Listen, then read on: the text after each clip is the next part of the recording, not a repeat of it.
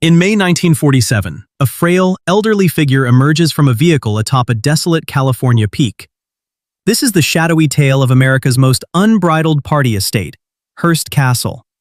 For nearly 3 decades, this location served as the ultimate playground for the wealthy and renowned.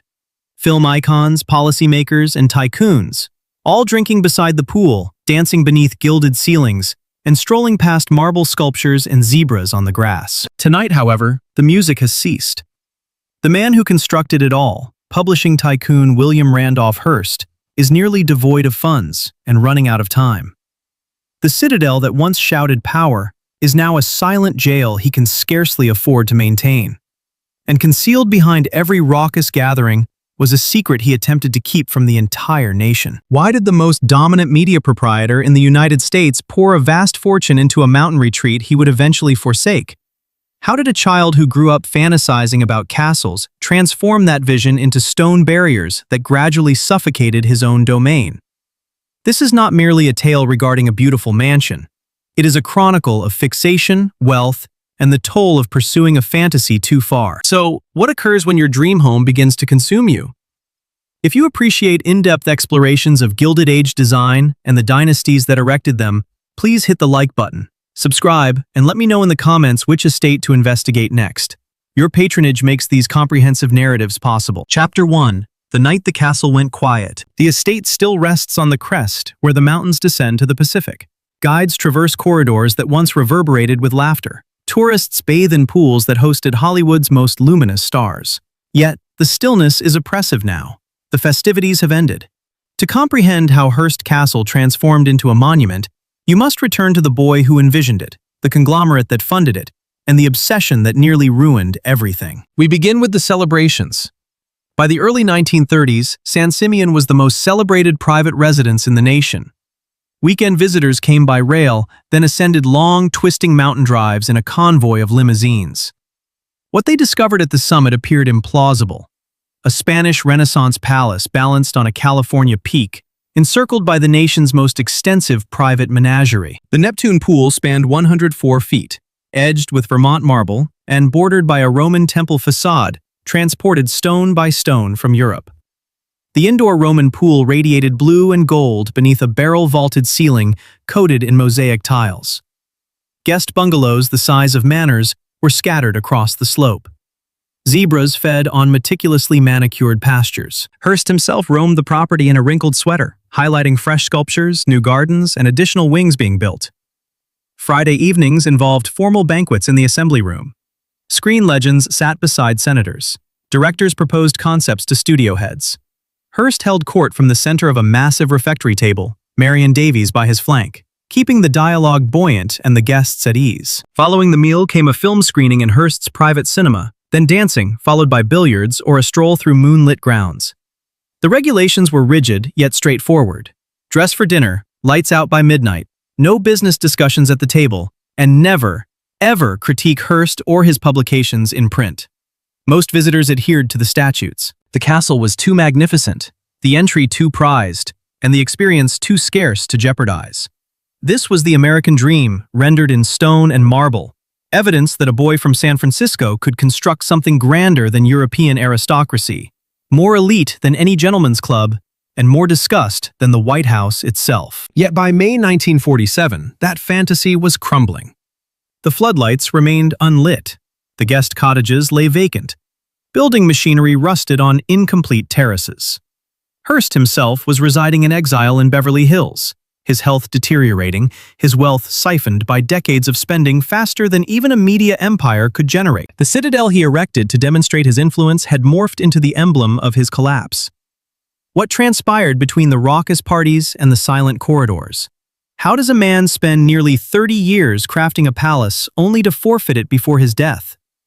The solution involves yellow journalism, failed marriages, faithful architects, a dedicated mistress, and one basic reality. Some fantasies are too immense to complete and too costly to forsake. This is the chronicle of that vision, the saga of how William Randolph Hearst transformed a desolate California slope into the most lavish party estate in American history, how he packed it with art plundered from European manors and guests borrowed from Hollywood's A-list. How he utilized it as a platform for influence, a shelter from scandal, and a shrine to appetites that could never truly be sated. It is also the history of the individuals who constructed it for him, dwelled in it with him, and observed it slip away when the funds finally ceased. The castle remains, but the creator is gone, and the galas he hosted are now merely whispers in marble passageways. Chapter 2.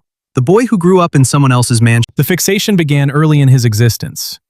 William Randolph Hearst was born in 1863 in San Francisco, the offspring of George Hearst, a rugged mining tycoon who struck gold in Nevada and silver in South Dakota, and Phoebe Apperson Hearst, an educator from Missouri who married into riches but never quite forgot her modest origins. The household possessed money.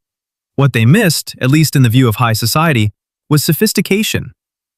George Hearst was a pragmatist who comprehended ore veins and mining rights but cared little for art, etiquette, or optics. Phoebe was distinct. She desired culture. She desired reputability. She wanted her son to mature into a gentleman, not a miner's child with soiled hands and coarse speech. Thus, she saturated their San Francisco residence with regulations. Proper attire at supper, classical music instruction, French tutors, and art volumes imported from Europe. Young Willie matured surrounded by affluence but starved for affection. His father was frequently away at excavations or in Washington serving as a United States senator. His mother was present but exacting, constantly driving him toward an ideal version of manhood he could never quite attain. The home felt like hers, not his. The rules felt like hers.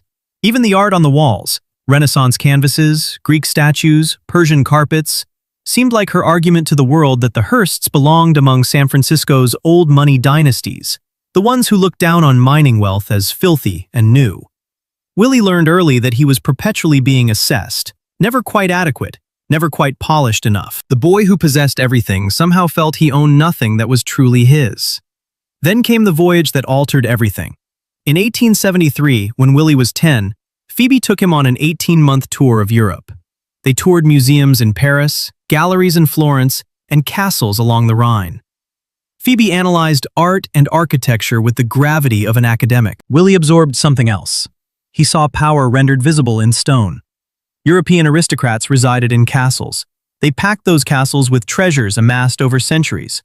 Strolling through those corridors meant walking through evidence of significance, evidence of durability, evidence that your lineage mattered enough to erect something that would outlive you. Willie desired that. Not the title, America had no titles, but the physical evidence, the fortress, the art, the weight of history pressing down on guests, compelling them to realize they stood in the presence of something superior to themselves. The seed was sown. It would take decades to germinate. But the child, who felt diminished in his mother's mansion, was already fantasizing about a palace he could one day claim as his own. Back in San Francisco, Willie floundered through school. He was intelligent but distracted, charismatic but difficult, constantly testing the limits his mother attempted to impose. She shipped him east to Harvard, hoping the university would buff away his rough edges and mold him into the gentleman she envisioned. It failed. Harvard expelled him after he sent chamber pots engraved with professors' names to the faculty. The prank was costly and intricately designed, classic Hearst excess in the service of juvenile rebellion. But the expulsion barely mattered. By then, George Hearst had obtained a failing newspaper called the San Francisco Examiner, mostly to bolster his political aspirations. Willie persuaded his father to let him manage it. He was 23 years old, wealthy, reckless, and eager to prove himself in a manner his mother would never condone. Newspapers, it turned out, were ideal for a boy who grew up feeling powerless in his own residence. Newspapers allowed you to dictate what people thought. Newspapers allowed you to assault your adversaries in print, where they could not easily retaliate. Newspapers allowed you to construct something loud, public, and undeniably yours. And if you managed them correctly, newspapers generated enough revenue to purchase castles. Chapter 3. Building an empire with headlines and fear. The San Francisco Examiner was on its deathbed when Hearst seized control in 1887. Circulation was meager, advertising was frail, and readers possessed better alternatives. His father anticipated the paper would collapse quietly. Hearst had different strategies. He analyzed Joseph Pulitzer's New York World, then the most prosperous newspaper in America, and extracted a simple, brutal moral. Facts alone are boring, but narratives sell. Pulitzer grasped that readers did not desire arid reports on city council sessions. They craved drama. They wanted heroes and villains. They wanted to feel something when they unfolded the morning edition. Hearst took that concept and propelled it further than anyone else. He recruited the finest writers he could locate and paid them more than any rival publication. He purchased superior printing presses and utilized them to run massive illustrations across the front page. Sketches of homicides, catastrophes, scandals. He mandated headlines and type so immense they could be deciphered from across the avenue. And he instructed his reporters to pursue stories that made readers enraged, terrified, or astonished. Crime reports received larger exposure than their actual significance warranted. High society scandals were probed with the intensity of homicide investigations. Political corruption, authentic or inflated, was unveiled with righteous fury on the front page. If a story was not quite dramatic enough, Hearst's editors knew how to sharpen it. A blaze became a holocaust. A disagreement morphed into a vendetta. A minor mishap was retold as a tragedy narrowly evaded. It succeeded. Circulation escalated. Advertisers followed. Within a few years, the Examiner was profitable, then dominant. Hearst proved he could master a trade his father never truly comprehended. But San Francisco was too diminutive for the ambitions expanding inside him. In 1895, Hearst purchased the New York Morning Journal and transported his formula east. New York was the largest stage in American journalism, and Hearst arrived prepared for combat. His primary adversary was Pulitzer himself, now ruling the world from a golden tower in Lower Manhattan. The two men initiated a circulation war that reconstructed American media. Hearst outbid Pulitzer for celebrity writers and illustrators. He slashed his price to 1 penny per copy, vending papers at a loss just to poach readers. He debuted color printing on Sundays and filled those pages with comic strips that evolved into national fixations. His papers shouted louder, printed larger images, and told wilder tales. Journalists of the era termed it yellow journalism, named after a popular comic strip character printed in yellow ink. The phrase signified sensational narratives constructed on half-truths, emotional pleas, and brazen exaggeration. Hearst wore the tag proudly. He was not interested in dignity. He was interested in victory. And then came Cuba. By 1896, Cuba was battling for independence from Spain. Hearst saw an opening and grasped it. His papers began running daily accounts of Spanish atrocities, some genuine, many embellished, a few entirely fabricated. He dispatched artists to sketch brutal tableaus of Spanish troops assaulting Cuban civilians. He published letters allegedly penned by suffering Cubans, imploring America to intercede.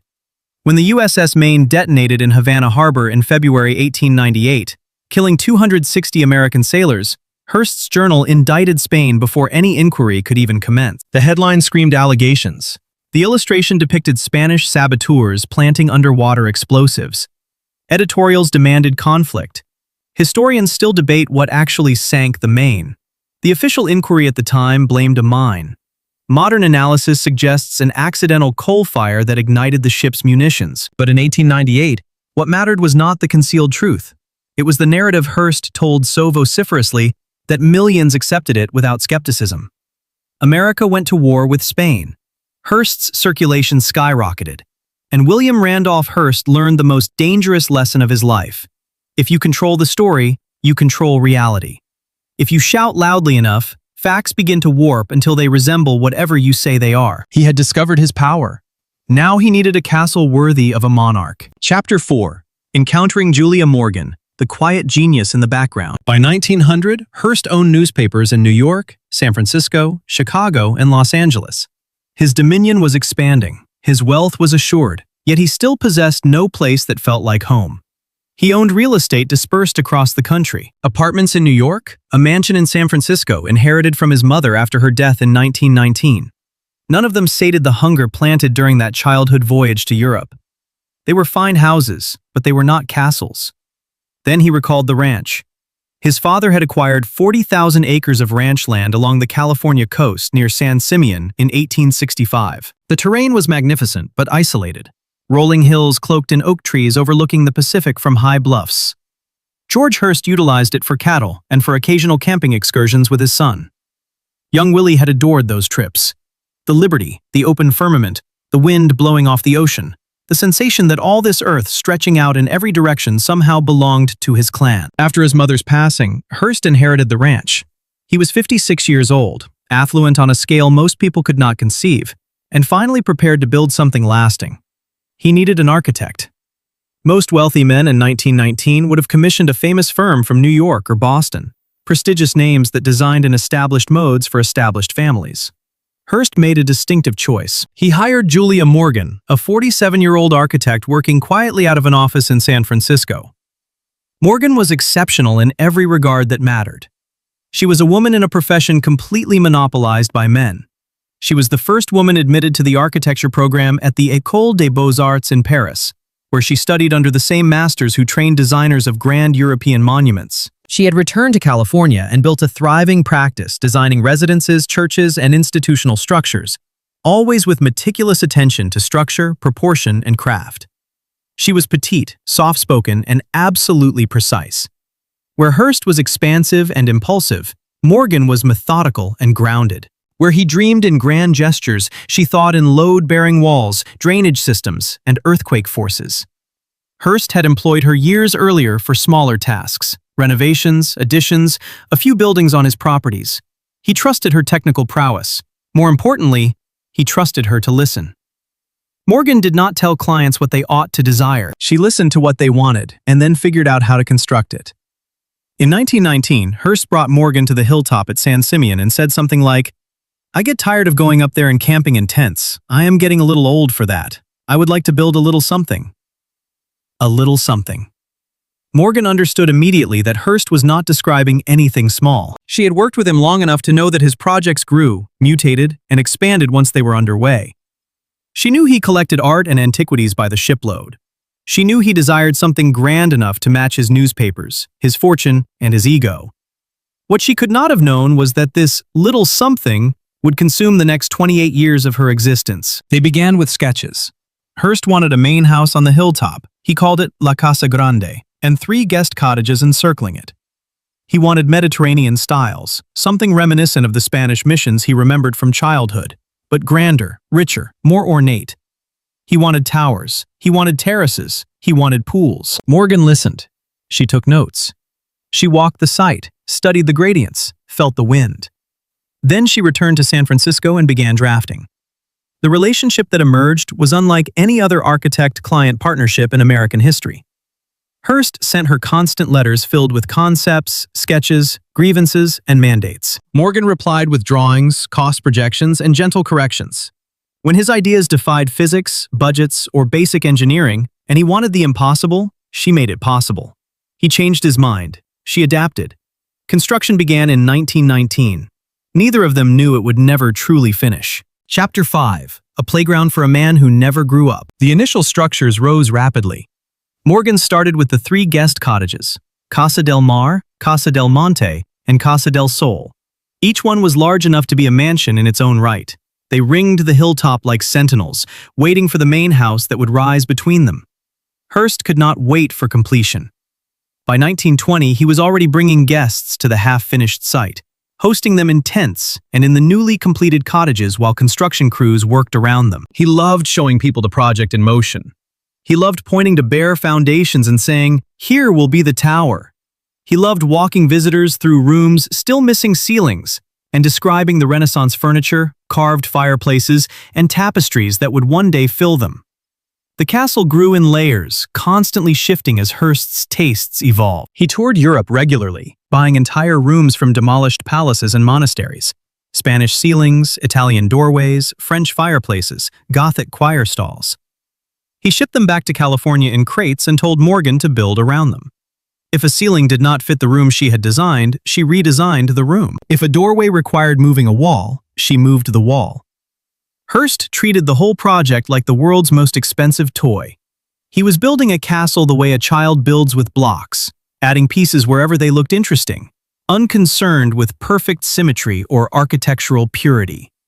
Morgan somehow made it work. She took his contradictory impulses and wove them into something that felt cohesive, even when it defied almost every classical rule of design. The main house, La Casa Grande, rose 4 stories with twin bell towers reaching toward the sky.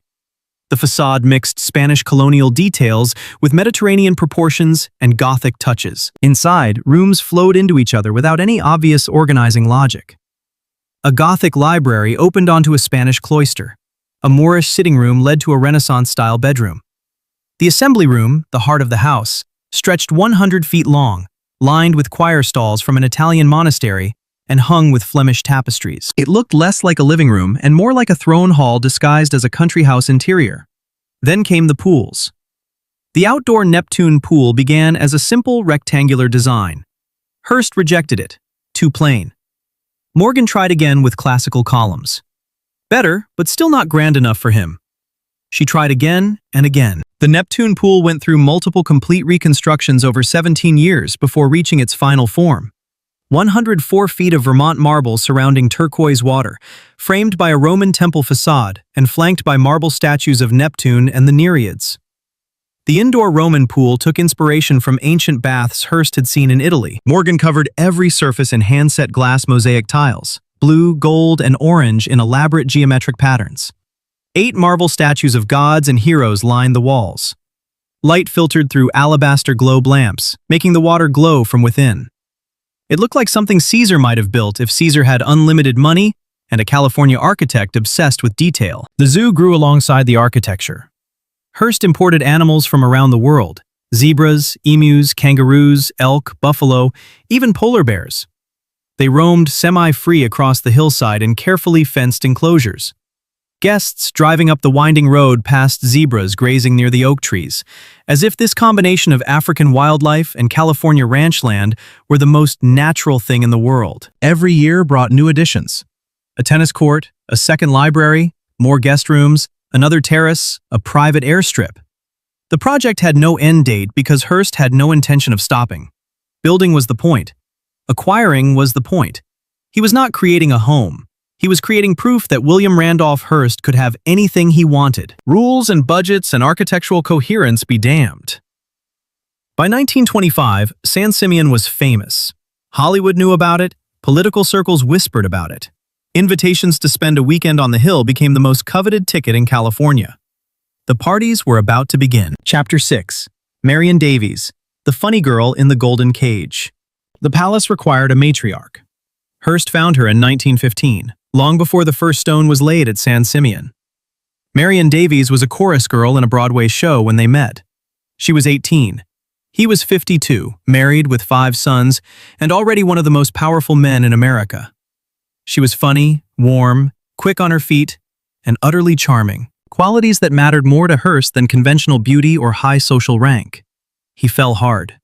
Within a year, he was financing her movie career, using his newspapers to promote her films, and trying to will her into stardom through raw money and publicity.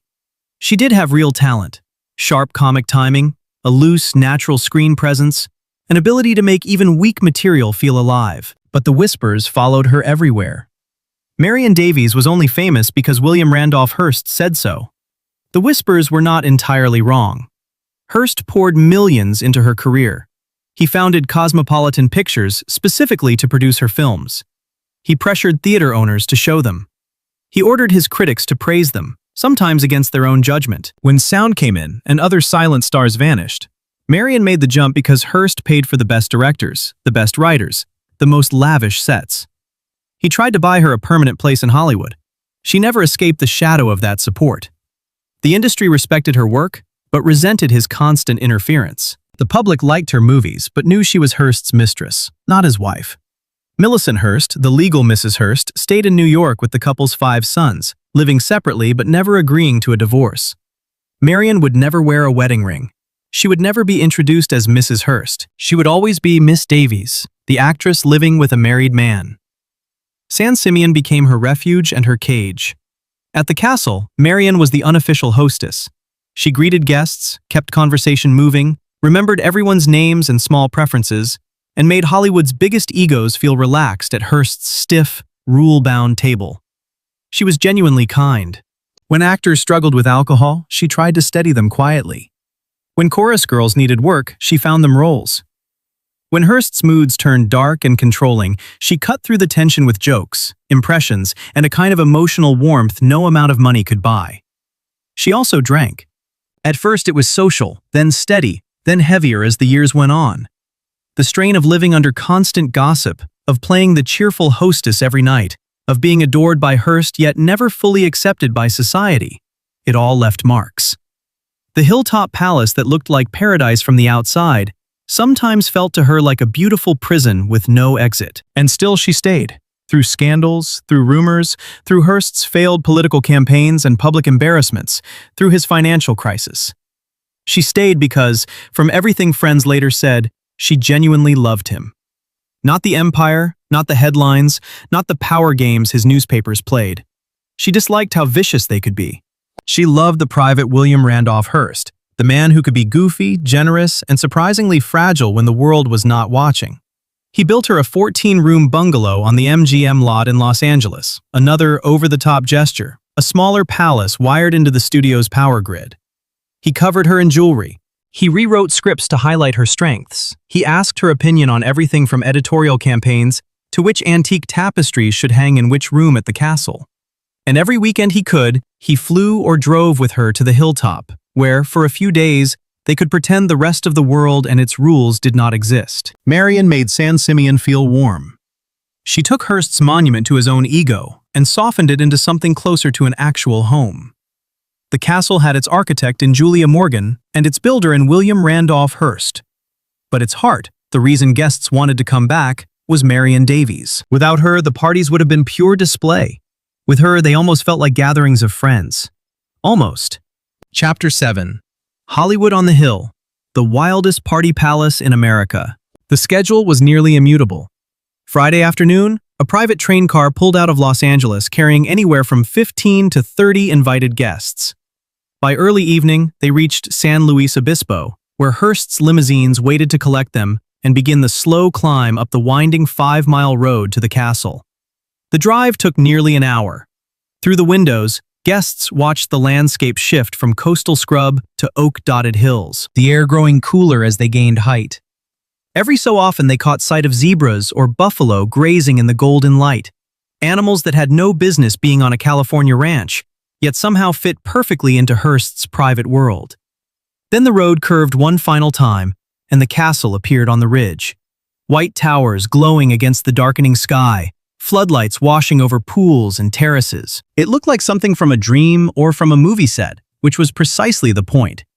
Charlie Chaplin came regularly. So did Clark Gable, Greta Garbo, Cary Grant, Carole Lombard, Joan Crawford.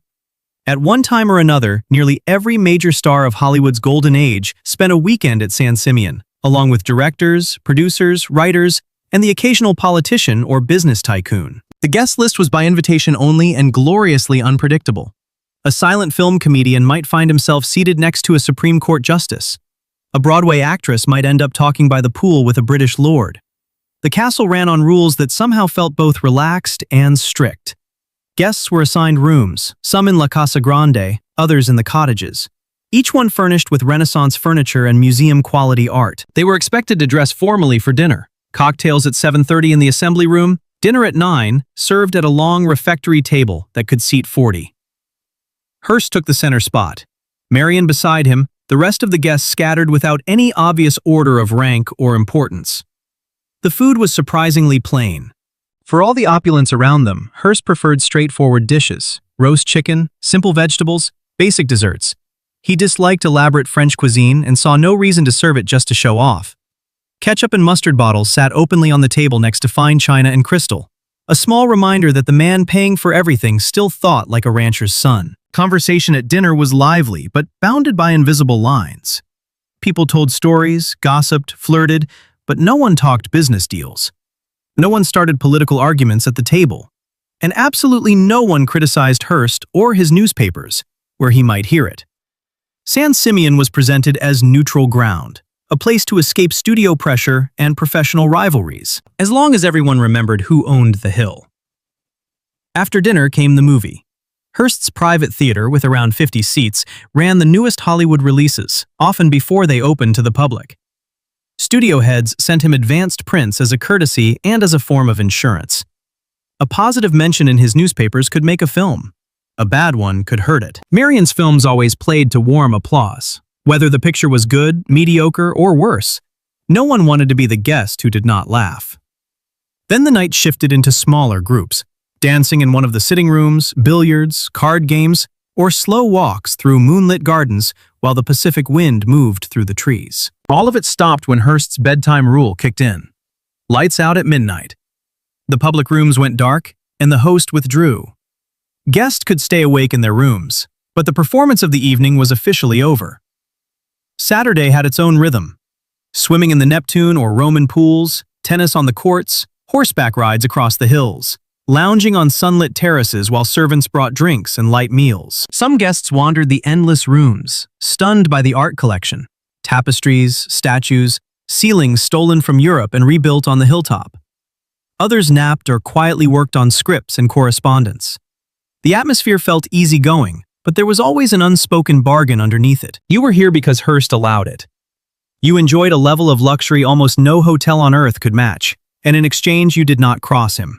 Not in print, not in public, not in front of his staff. Most guests adored the arrangement. It was a chance to network with Hollywood's elite in a setting that felt almost unreal. A chance to see art that usually lived behind velvet ropes here scattered through hallways and guest bedrooms. A chance to swim in what many called the most beautiful pools in America, while zebras grazed in the background like extras in some strange studio production. But a few visitors found the experience unsettling. They noticed how closely Hearst watched everything. They understood how his newspapers could elevate or ruin careers with a handful of headlines. They felt, beneath the generous hospitality, that this paradise came with strings they could not quite see but definitely felt. The castle was many things at once: a playground, a museum, a private studio lot, a stage set for its owner. What it was not, and never really tried to be, was a normal home. It was a demonstration of power, dressed up as a weekend getaway. And that demonstration was about to get much darker. Chapter 8. Power Politics and the Newspaper King. Hearst wasn't content merely managing the preferred getaway for the film industry. Controlling the social scene was fun. What he really wanted was political power big enough to match his money and his media. By the mid-1920s, his newspaper empire had become enormous. He owned 28 newspapers in 18 cities, plus magazines, newsreel companies, and film studios. Roughly 1 in 4 Americans read a Hearst publication every day. That meant 1 in 4 Americans saw the world at least partly through William Randolph Hearst's lens, whether they realized it or not. He used that power aggressively. His papers championed causes he believed in, sometimes progressive, sometimes conservative, often contradictory. He supported labor unions one year and attacked them the next. He pushed for government ownership of railroads while loudly defending private enterprise in other sectors. He opposed American involvement in European conflicts, yet had no problem stirring up support for military action in Latin America when it suited him. The only constant was Hearst himself. His newspapers mirrored his moods, his grudges, his shifting interests, and his ambitions. And Hearst had very real political ambitions. He ran for mayor of New York in 1905 and lost by a narrow margin. He ran for governor of New York in 1906 and lost again. Each campaign cost him a fortune. Between races, he poured money into candidates who promised to back his ideas, then turned his newspapers on them with shocking ferocity when they disappointed him. Presidents courted his endorsement. Senators feared his attacks. Local politicians across the country checked Hearst's editorials before committing to controversial positions. You did not need his support to survive, but it certainly helped. You definitely did not want his papers turned against you. San Simeon became more than a party palace. It became a political stage. Senators slipped up to the hilltop for quiet weekends where upcoming bills could be discussed far from cameras. Governors appeared when Hearst wanted to talk about state contracts, utility rates, or tax policies.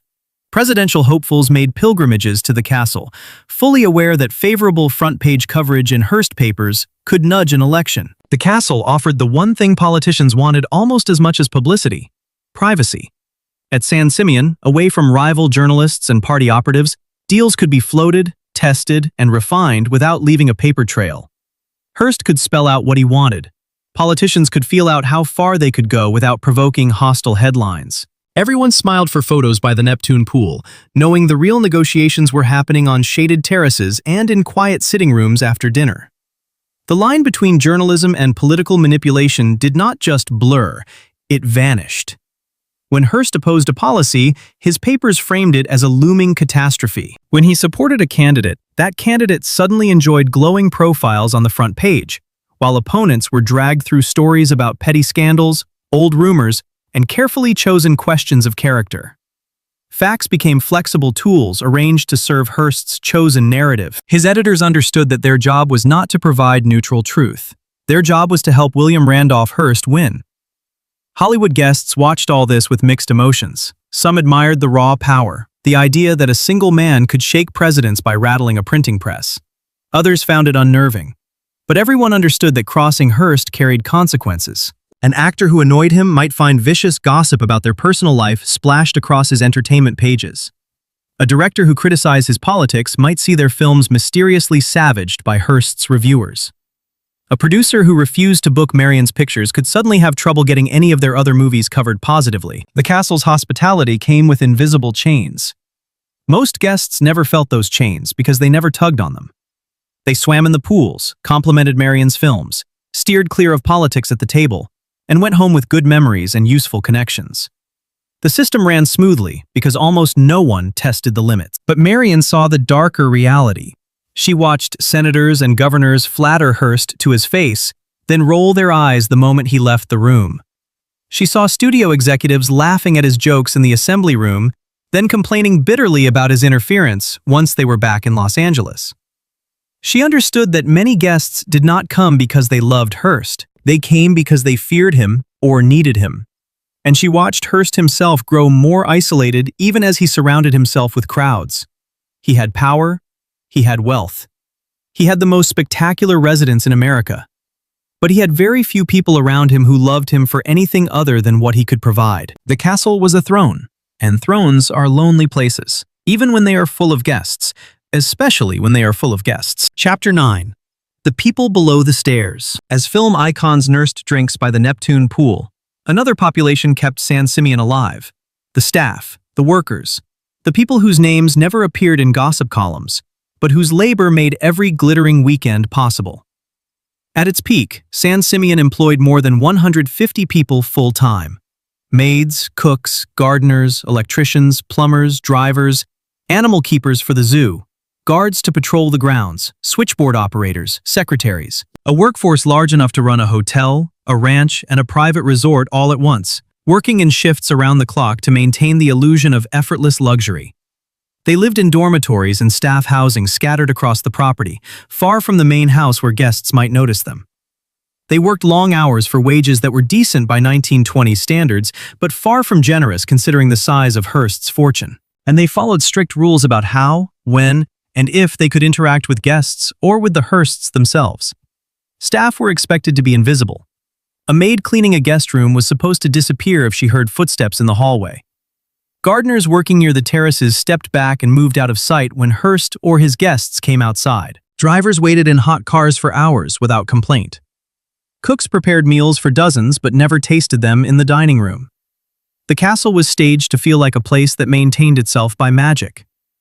Rooms always spotless, gardens always perfect, food always appearing on time, with no visible labor behind it. The class divide was absolute. Hearst treated his staff with distant politeness, but never with anything that resembled equality.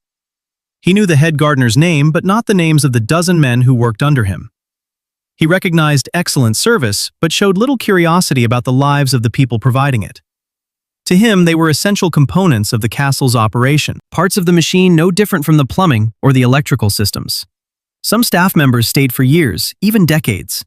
The work was steady, the setting was beautiful. Many had seen far worse employers in California. Others left quickly, worn down by the isolation and rigid hierarchy. San Simeon sat nearly 50 miles from the nearest sizable town. Staff had limited time off and no easy way to leave the property. For people who came from farms or small communities, the ranch could start to feel less like opportunity and more like a self-chosen confinement. The cooks worked in industrial kitchens far below the grand dining room, preparing meals for 40 or more guests at a time, using recipes Hearst approved personally. They turned out simple dishes on priceless china, cooking everyday food for people who could afford anything in the world. The irony was not lost on them. The maids cleaned rooms filled with Renaissance paintings and medieval tapestries, scrubbing marble floors beneath ceilings imported from European palaces. They earned in a month what one of Hearst's antique chairs cost. They kept the castle pristine yet lived in bare dormitories with shared bathrooms and almost no decoration. The gardeners maintained 83 acres of ornamental plantings, including exotic species shipped from around the globe. They pruned, watered, fertilized, and replanted constantly to keep the grounds perfect for guests who often walked past without really seeing any of the work. When Hearst decided that a full-grown oak tree should be moved 50 feet to improve a view, they were the ones who moved it.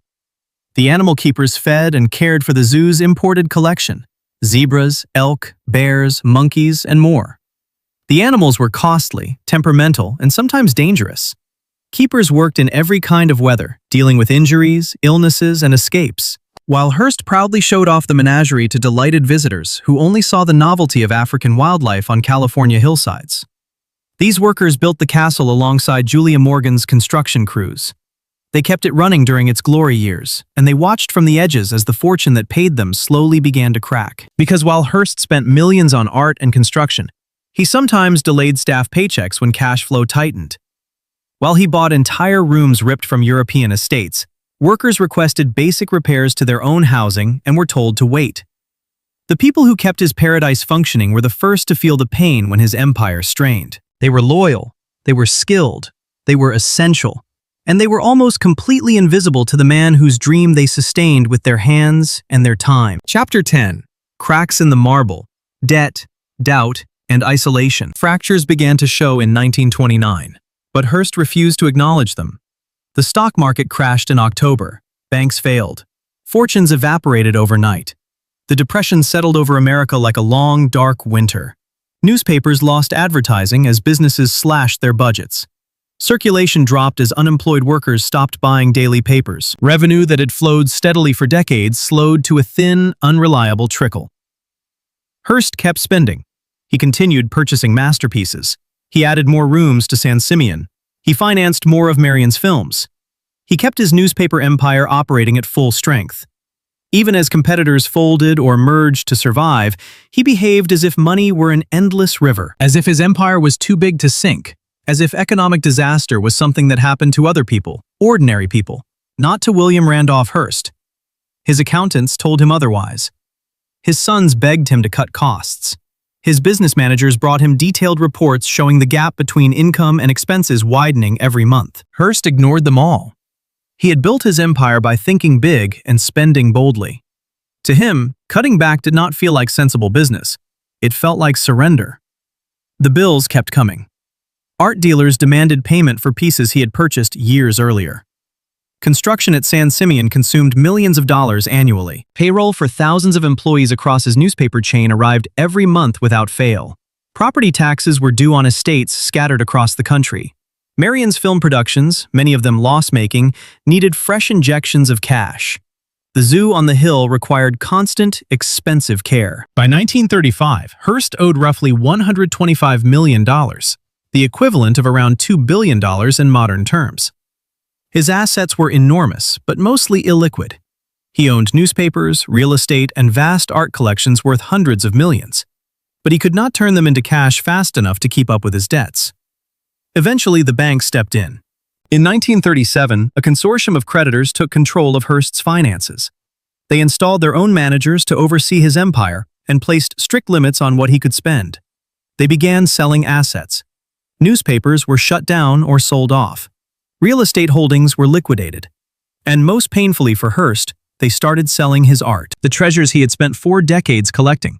Renaissance paintings, Greek sculptures, medieval tapestries, pieces that filled San Simeon and his other properties. Each one once chosen by him, now tagged with a price. Gimbel's department store in New York held a public sale of Hearst's collection.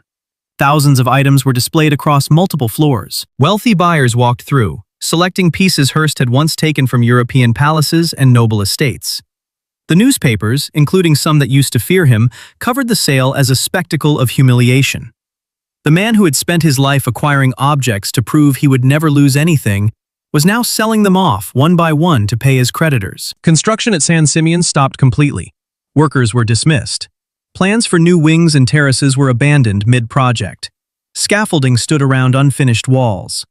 The castle that had grown continuously for 18 years suddenly froze, its half-completed sections left exposed to weather and time. Under the weight of all this, Hearst seemed to age overnight. He was 74 years old. His health was declining.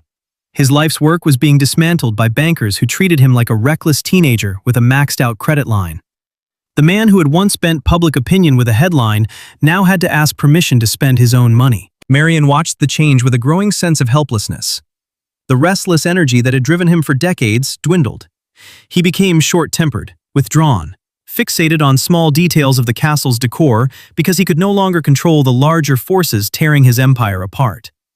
She tried to shield him from bad news, tried to joke, to host, to keep San Simeon feeling alive. Yet the truth could not be concealed forever. The fantasy was crumbling. The gatherings at San Simeon grew sporadic, then scarce, until they ceased entirely.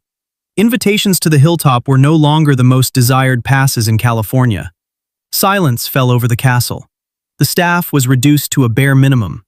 Entire wings of La Casa Grande were shuttered to conserve heat and reduce upkeep. Chambers that had once resonated with laughter and melody stood dark and bolted, their tapestries and ornate ceilings reduced to mere assets on a banker's ledger. By 1947, physicians advised Hearst that residing at San Simeon was no longer viable. The estate was too isolated, the drive too arduous for emergency medical response. If a crisis occurred at that altitude, aid might not arrive in time. He required proximity to Los Angeles, to hospitals and specialists. In May 1947, William Randolph Hearst descended from San Simeon for the final time. He relocated to a leased residence in Beverly Hills, smaller, simpler, and nearer to the society he had once ruled but now could only observe from the periphery, closer to the inevitable conclusion. Whether he acknowledged it or not, the fortress remained on its peak, vacant, hushed, a marble and concrete shrine to ambitions that swelled too large, hungers that never learned restraint, and a man who realized that even the vastest dominion has a breaking point. The Beverly Hills dwelling seemed like confinement relative to the castle. It had diminished rooms, lower overheads, no spires, no verandas, no marble basins stretching toward the Pacific. Merely a comfortable home on a tranquil avenue where an elderly tycoon could fade away without generating much noise. Hearst expended his final years shuffling through those modest quarters, scanning newspapers he no longer truly commanded, witnessing his empire progress without him. The banks had steadied his ledger by liquidating enough holdings to appease creditors. Yet the cost was everything that had defined William Randolph Hearst. His chain of publications was reduced, his political clout had evaporated, his art hoard was dispersed, and San Simeon, the physical embodiment of his authority and ego, sat uninhabited on a distant crest he would never behold again. Marion remained by his side. She was under no obligation to do so. By then she possessed her own fortune, amassed from her cinematic earnings and investments made independently of Hearst. She could have returned to Hollywood, reconstructed her social circle, and evaded the slow, stifling routine of watching a once dominant figure diminish. Yet she stayed. She endured his failing constitution, his acrimonious moods, and his increasing reliance on nurses, practitioners, and pharmaceuticals. She stayed because, after 36 years together, departing felt less like liberation and more like excising a portion of her own existence. Hearst passed away on August 14, 1951, at the age of 88. Marion was at his bedside. His wife, Millicent, still legally Mrs. Hearst despite decades of estrangement, flew in from New York for the burial. His 5 sons attended as well. Hollywood dispatched floral arrangements and polished declarations of esteem. The newspapers he had established ran extensive obituaries attempting to quantify his legacy. Marion received no invitation to the funeral. The Hearst family made that explicit. She had been his partner for over 3 decades, yet she had never been his spouse. Now that he was gone, the clan closed ranks. In the official mourning, she did not exist. 36 years vanished with a single unspoken verdict. She would be excluded. She accepted this without public grievance. She had never genuinely anticipated anything different. The castle had been her residence, but never truly her property. The life she constructed with Hearst existed within a legal gray area that dissolved the instant his heart ceased beating. Following his death, the Hearst family controlled everything: the enterprises, the properties, and San Simeon itself. They faced an immediate, brutal dilemma. The estate was ruinously costly to sustain, utilities for hundreds of chambers, personnel to prevent the structure from deteriorating, repairs to edifices that had already endured years of severe weather and deferred care, and property taxes that felt punitive. Furthermore, the family had no practical function for a 240-room Mediterranean-style palace on a remote California peak. They evaluated their alternatives. Sell it privately to some billionaire? Demolish it and write the entire venture off as a bad memory? Or lock it up and allow it to quietly rot? None of those choices felt appropriate. The castle was too renowned to destroy, too expensive and eccentric to sell easily, and too historically momentous, even in their view, to simply surrender to the wind and fog. In 1957, the Hearst Corporation reached a verdict.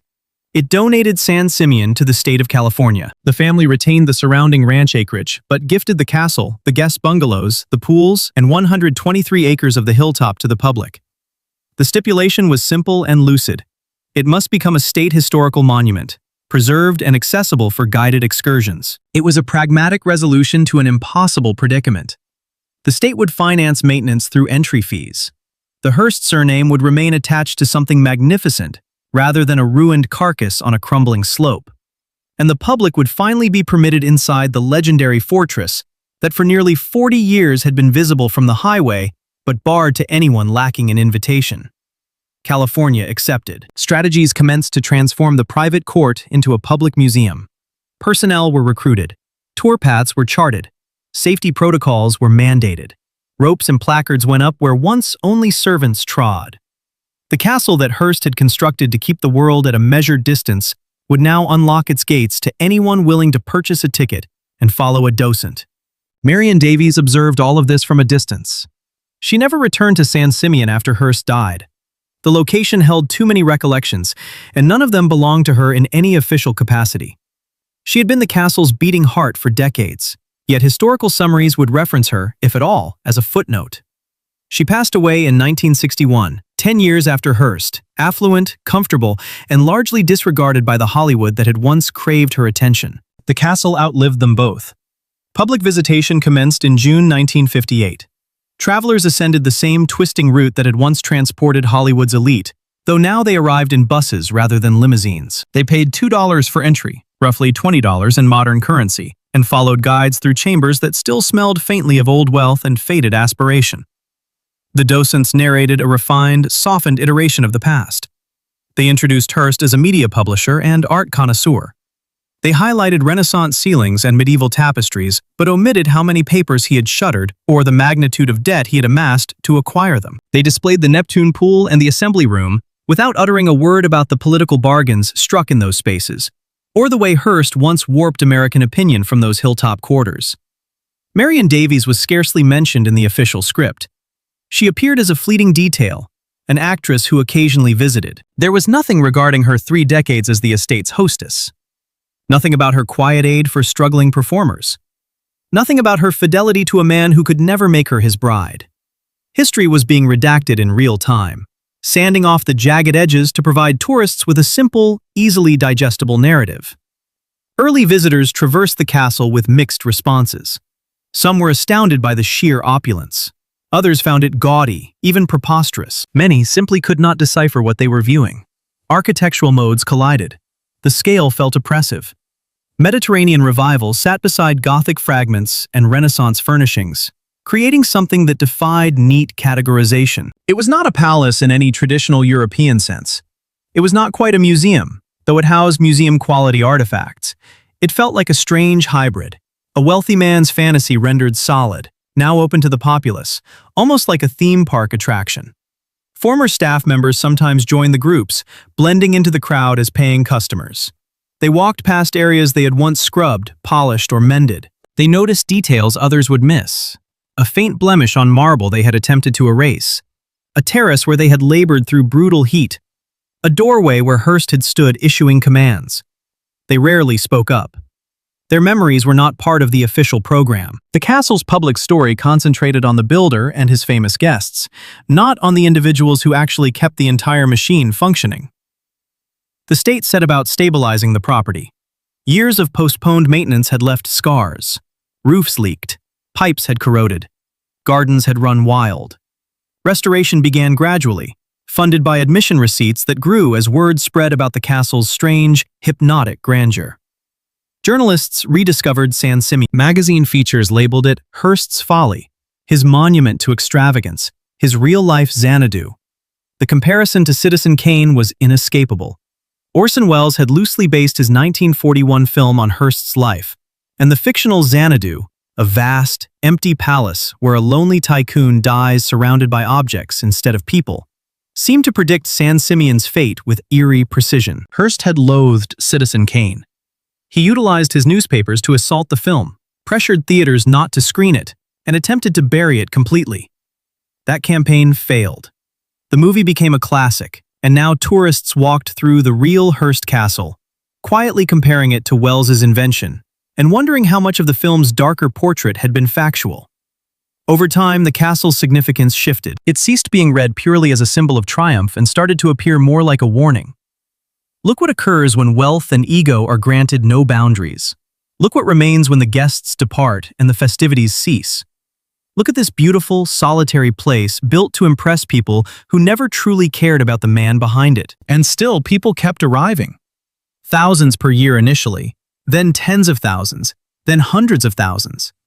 The private realm Hearst had constructed to exclude the masses became one of California's most frequented tourist sites. School groups marched through its halls. Families on road trips checked it off their itineraries. Architecture students took notes. Travelers from around the globe arrived to view the hilltop where Hollywood royalty had once frolicked. The dream Hearst built to validate his own significance now belonged to everyone.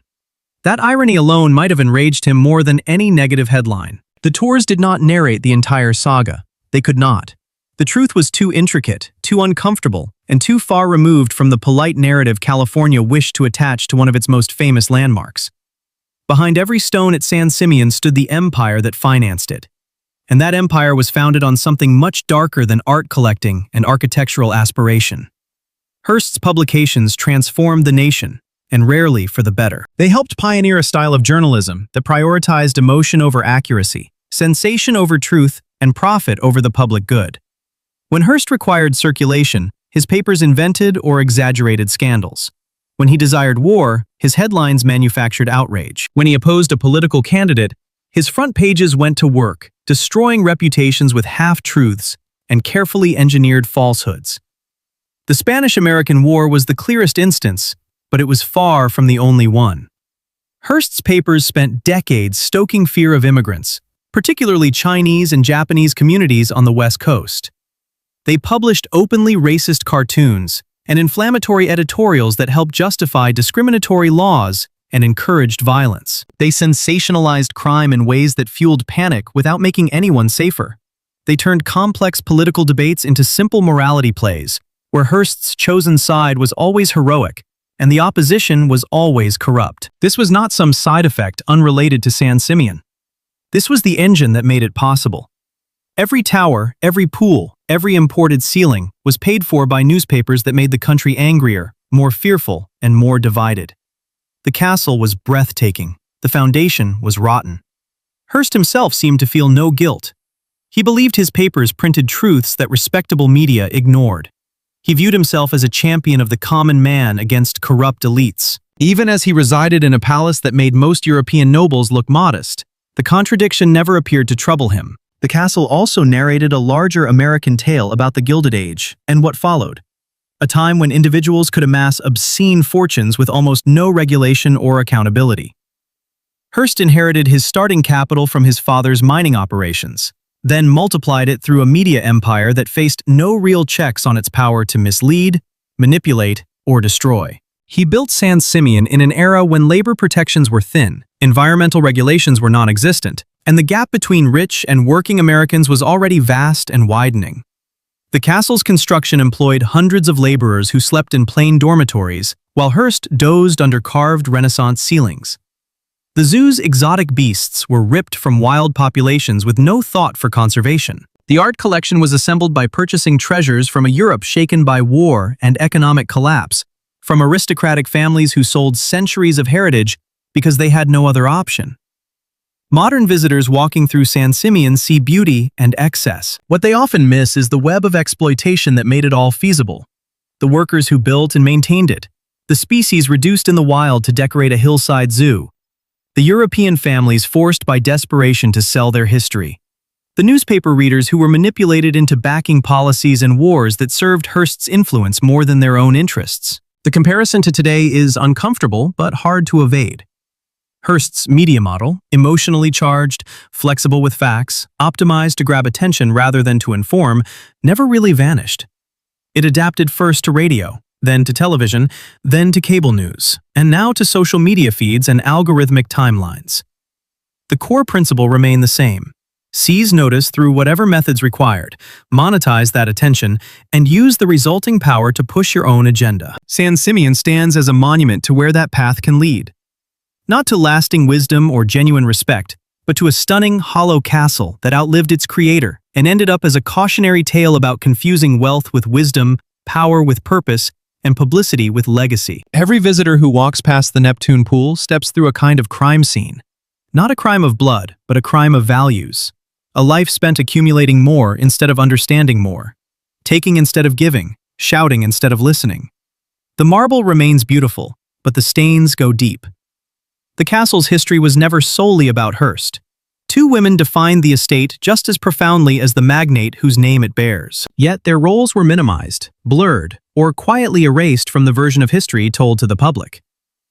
Julia Morgan dedicated 28 years to the project. She made more than 800 trips from her San Francisco office to the remote hilltop, traveling by rail and automobile over rough terrain. She supervised construction crews, solved the engineering puzzles created by Hearst's chaotic imagination, and turned his constantly shifting concepts into buildings that actually stood and survived earthquakes, storms, and time. She was, in every sense, a genius. Her technical prowess was extraordinary. She understood materials, loads, stresses, and structural limits in a way very few architects of her era could match.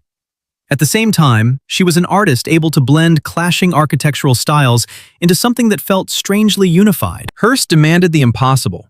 Julia Morgan sat down with pencil and tracing paper and made the impossible real. She did all this while fighting battles Hearst never even had to consider.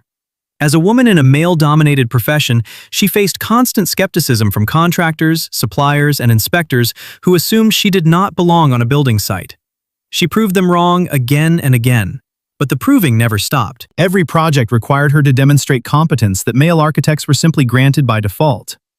Morgan was paid well by the standards of the time, but never as lavishly as Hearst's dependence on her might suggest. He valued her work, yet took advantage of her patience and professionalism. He changed plans constantly, forcing her to redraw elevations and recalculate structures. He delayed payments when cash grew tight. He demanded her attention on weekends and holidays, expecting detailed responses to late-night letters and telegrams. She accepted these conditions because San Simeon was the commission of a lifetime, a project of such scale and complexity that almost no other architect would ever see anything like it. And then, when Hearst's finances collapsed and construction stopped, Morgan was simply dismissed. No grand farewell, no public recognition of nearly 3 decades of brilliance. She went back to her San Francisco office and quietly returned to smaller projects until she retired. When California opened San Simeon for tours, her name was barely spoken. Guides told visitors Hearst built, when they meant Morgan designed and Hearst paid for. The architectural achievement was credited to the client instead of the architect. Morgan never complained publicly. She had always preferred to let the building speak for her. But the injustice was real. The castle people admired was as much hers as his. Yet history chose to remember only one name. Marion Davies suffered a different kind of erasure. She was written out of the castle's story almost completely after Hearst's death. The Hearst family wanted the decades-long affair to vanish from view. Tour guides said little or nothing about her. Photographs where she appeared too prominently were rotated out or filed away. The warmth and humor she brought to San Simeon vanished from the official narrative. Yet Marion's legacy stretched far beyond being Hearst's mistress at the castle. After his death, she used her own considerable fortune, built not just from his support, but from shrewd investments she made herself, for tangible good. She funded children's hospitals. She supported clinics treating polio. She quietly sent money to struggling actors and crew members she remembered from her film days. While Hearst spent decades projecting power, she spent her later years quietly writing checks that actually changed lives. For most of her career, the joke in Hollywood was that she only succeeded because of Hearst's money. The truth was far more complicated. Yes, he financed her films and used his newspapers to promote them. But she had genuine talent that even skeptical critics admitted: sharp comic timing, an easy, natural presence on screen, and a reputation for kindness off-camera. Her career may have rested on Hearst's backing, but her character did not. That belonged entirely to her. Both women, Julia Morgan and Marion Davies, gave years of their lives to Hearst's dream. Both were essential in shaping what San Simeon became. One made the castle stand, the other made it feel alive. Both were brilliant in different ways, and both were reduced to footnotes in a story that kept the spotlight on a man who could never have built any of it alone. History is slowly correcting this. Modern tours mention Morgan by name and acknowledge her role. Biographies and documentaries treat Marion more sympathetically, highlighting her loyalty and her philanthropy instead of just the scandal. Scholars now recognize that San Simeon is as much a monument to these two women as it is to Hearst himself. But for decades, the story of the castle was told as if William Randolph Hearst single-handedly willed it into existence through money and determination. He did not. He never could have. The castle stands where it does, and as it does, because two extraordinary women made it stand. Dawn breaks over the hilltop largely as it did a century prior. Golden light creeps across the slopes, touching the white towers first, then spilling down over terraces and pools. The Pacific stretches endlessly beyond, shimmering and indifferent to the palace on the bluff. Tour groups arrive early, gathering in the visitor center below before buses carry them up the winding road. They come from everywhere. Families on vacation, architecture students with sketchbooks, history obsessives, curious travelers who heard about Hearst Castle and want to see what all the stories were about. They walk through the same rooms where Charlie Chaplin laughed and senators made quiet deals. They stand in the assembly room where headlines were once born over coffee and gossip. Some of them, on rare special days, wade briefly into the Neptune pool for photos, dipping their feet where Hollywood royalty once swam. Most visitors leave impressed by the beauty and scale. Some leave unsettled by the excess. A few leave thinking seriously about the man who built it and what his story actually says. William Randolph Hearst wanted to be remembered. That much is obvious. He wanted a monument that would outlast his body, prove his importance, and show that a boy from San Francisco could build something grander than kings and nobles. In that narrow sense, he succeeded. The castle stands. His name is still on the signs. Hundreds of thousands of people visit every year and say the word Hearst out loud. But what they remember is not what he intended. They remember the excess. They remember the loneliness implied by empty halls built for crowds that no longer come. They remember the cautionary tale, a story about dreams that grow too large and appetites that never learn to stop. Many of them think of Citizen Kane before they think of Hearst himself. The castle teaches uncomfortable lessons about the American dream, about what happens when success is measured only in what you can accumulate, about the gap between building something impressive and building something meaningful. It speaks to how dangerous it is to confuse publicity with legacy, power with purpose, possessions with happiness. Hearst spent decades collecting art, land, headlines, political influence, and famous friends. He died wealthy but diminished, separated from the hilltop that defined him, his empire dismantled, his image already turning into myth and rumor. The things he built outlasted him. But they tell a version of his story he never would have approved. Yet there is something almost hopeful in what San Simeon has become. The palace that once pushed ordinary people away now invites them in. The estate built to showcase one man's superiority now treats everyone the same. First come, first served. Follow the tour. School children walk through rooms designed for millionaires. Tourists from modest backgrounds stand under ceilings bought from European palaces. People who might once have been mocked in Hearst's newspapers now stroll freely through his private world. The monument to inequality turns slowly and awkwardly into a small victory for public access. And maybe that is the real legacy. Not the building itself, but what happened to it after the builder lost control. Not the parties, but what came after the music stopped. Not Hearst's original dream, but what the rest of us chose to do with the ruins of that dream once he could no longer direct the script. Most of us will never build castles. We will not run empires, host movie stars, or see our names in history textbooks. But all of us build smaller worlds through the choices we make, the work we do, the relationships we nurture, and the way we use whatever power we happen to have. We all leave stories behind, even if they are not carved in marble or preserved by the state. The question San Simeon quietly asks is simple. What manner of narrative do you wish to bequeath? One of accumulation or contribution? Of power over others or service to others? A story that puts you at the center of every scene, or one that acknowledges the people who helped you build whatever you built? Hearst chose accumulation. He chose power. He chose himself. And he ended his life in a rented house far from the castle that was supposed to prove his greatness. The castle remains on the hill, beautiful, unnecessary, honest in ways its builder never intended. The ocean continues beyond it, vast and patient, outlasting headlines, empires, and egos alike. The story we leave behind matters less than we like to believe. But how we treat people while we are writing that story matters far more than we realize. San Simeon stands as proof of both truths.